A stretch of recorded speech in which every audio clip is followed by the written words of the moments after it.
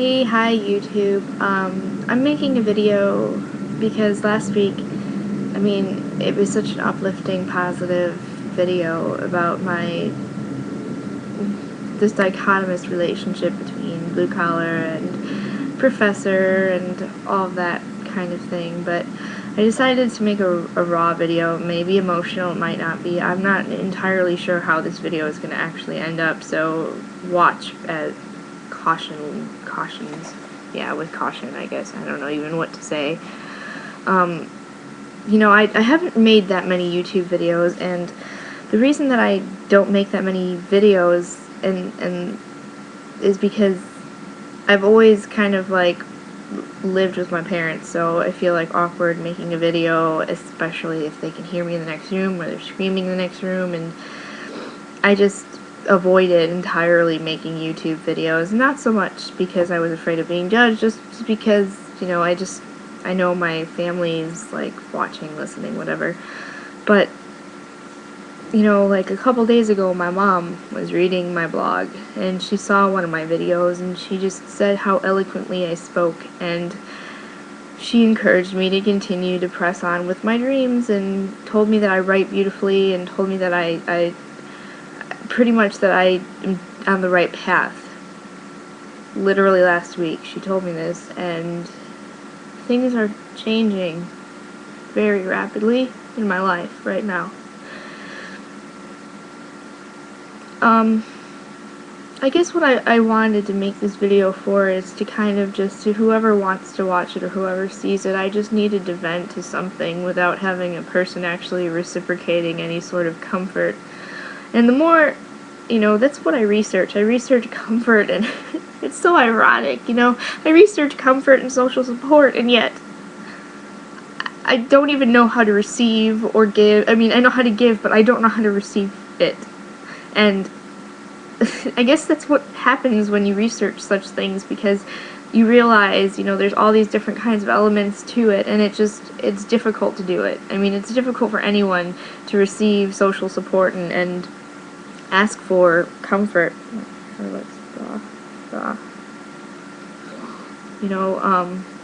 guess I'll just do this. But at the same time, we kind of need it. We kind of need social support during difficult times, and I don't know where I'm going with this, honestly. I guess what I want to tell the world and to tell people in general is that in life, we're often faced with so many difficult challenges. Endless amounts of challenges that sometimes you don't think you can get through, and sometimes you find yourself in your bed cuddling with your comforter, crying to yourself, thinking, how am I going to get through this? How is life going to be, for me after this? And you cry about stupid things, like, for example, when you break up with someone, or when someone hurts your feelings or disappoints you, or when something just isn't going your way, and you don't really stop to think about how precious life is and how little those things really matter in the end. What really matters is the people. I cannot stress that enough.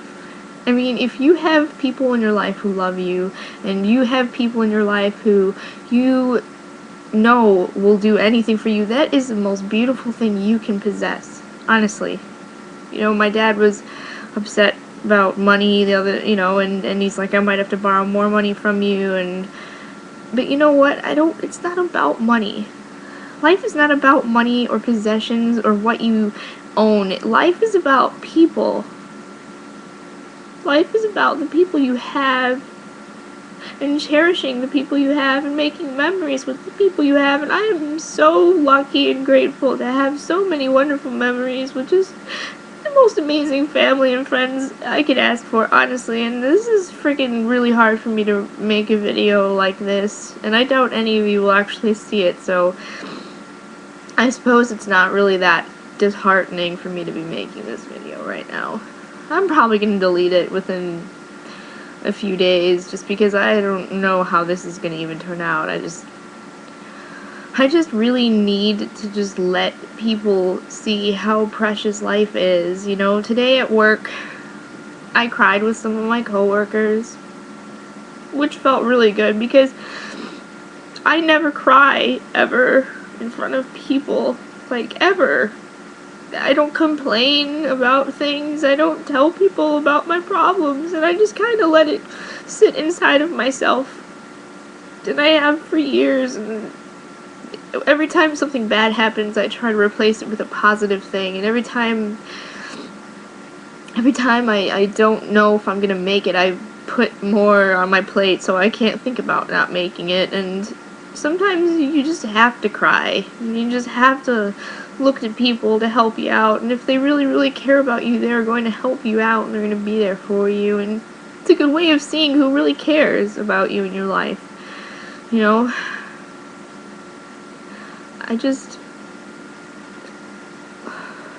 it feels good to just cry for once, and I just want everyone to know that it is okay to cry.